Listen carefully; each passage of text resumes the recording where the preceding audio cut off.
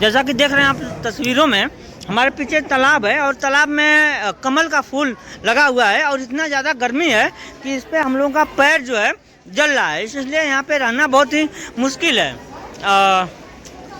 बहुत ही दिक्कत महसूस हो रही है, जल रहा है एकदम पैर। भैया यहाँ बैठे हुए हैं, ये देवी का स्थान है।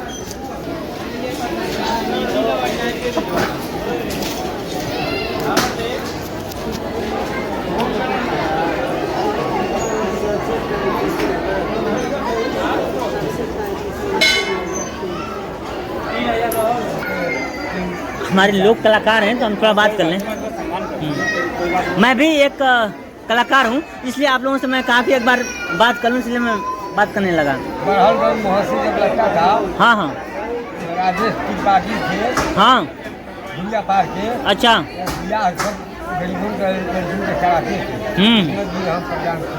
अच्छा।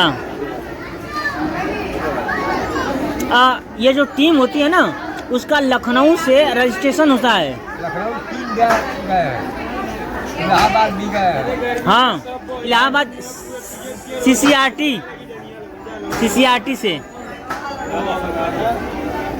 लेकिन ठीक है। अच्छा, यहाँ पे कितनी कमाई हो जाती है आप लोगों की? कुछ हो जाती है, मतलब जीवन यापन? कोई गारंटी नहीं है। दरबार है, माता जी का दरबार है, जो हो जाए वो हो जाए।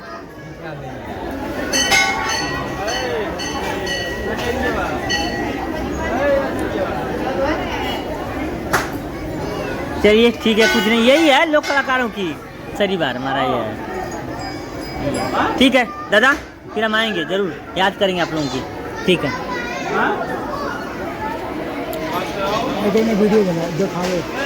तो हमारे ये पूर्वांचल की जो लोक कला है, पखावज, धोबिया नाच, कारवा नाच, उनके ये कलाकार थे।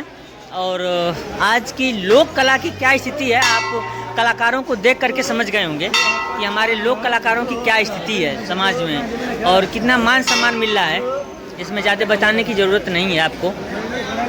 यही है, अभी हम तरकुलही देवी आए हैं, तो यहाँ पे लोक कलाकार जो लोग मन्नतें मांग रखे होते हैं, उनको नचाने के लिए वो लोग नचाते हैं वहाँ पे, और कुछ जीविका के हिसाब से कुछ दे देते हैं, 200-400 रुपये, तो जिससे उनको रोजी रोटी चल जाती है, उनका भी पेट भरता है।